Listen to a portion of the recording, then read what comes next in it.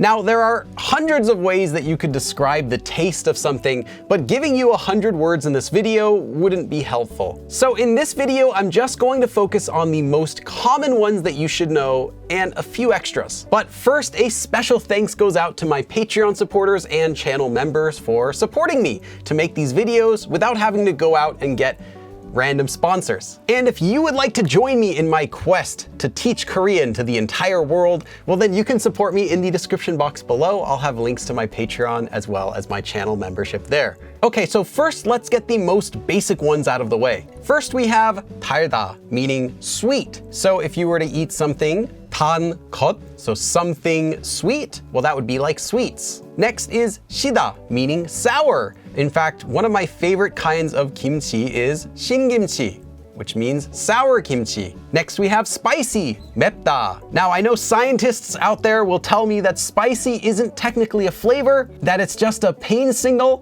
whatever, but you still need to know this word.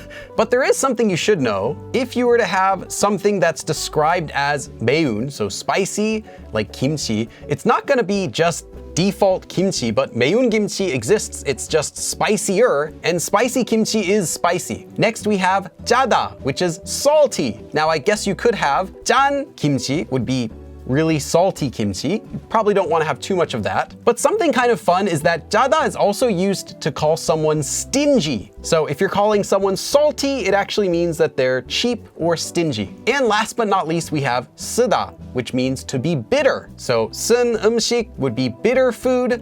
Personally, I'm not really a fan of most bitter food. Now, there's something that you should know about all of these words I've written down. When you say that something is sweet, sour, spicy, salty, or bitter in Korean, this is different than saying these words in English. For example, let's say you get a taco and you're like, it's spicy. When you use these words, what you're actually saying is more like it's very sweet or very sour, spicy, salty, bitter. So if you say something is 달다, it's not like saying, it's sweet. You're kind of saying more like, it's sweet, like when you buy garlic bread in Korea and it's sweet. It shouldn't be. Or if you say 짜다, you're not saying it's nice and salty, you're saying it's too salty. So whenever you're using these basic words to describe a flavor, what you're actually saying is that something is very sweet, very sour, etc. If you wanted to say, not that it's very sweet, not that it's too sweet, but that it's nice and sweet, or maybe nice and salty, just the right amount of salt, then you would need to use different verbs. And I'll show you what those are.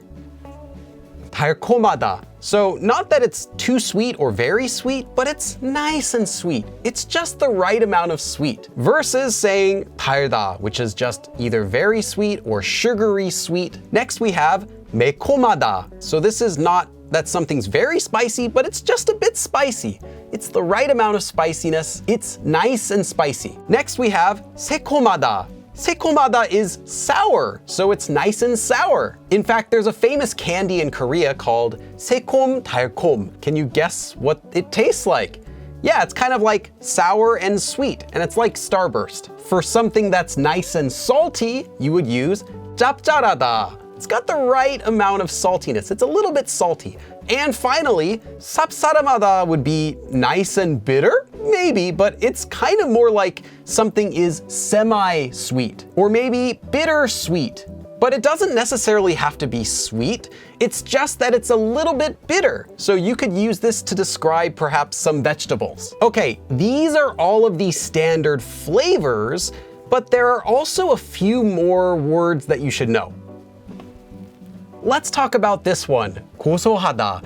고소하다 originally is just for describing something that has kind of a deep, nutty flavor. So for talking about the flavor of nuts, or commonly used for talking about the deep flavor of sesame seeds. But it's also just used for anything that has a deep flavor or a deep smell or rich smell to it. So you might describe your soup as 고소하다, even if there are no sesame seeds or nuts in it. Or maybe like a rich, deep cream. It's also used not for flavor, but to describe the feeling that you get, that sort of good feeling you get when something bad happens to someone who you don't like. Oh, delicious. Next we have 싱겁다. Now, this is not necessarily a flavor, but it's the lack of flavor. This is to be bland. So if you're in a hospital, you might get 싱거운 음식, so bland food, or maybe if you're on a restrictive diet. And last but not least is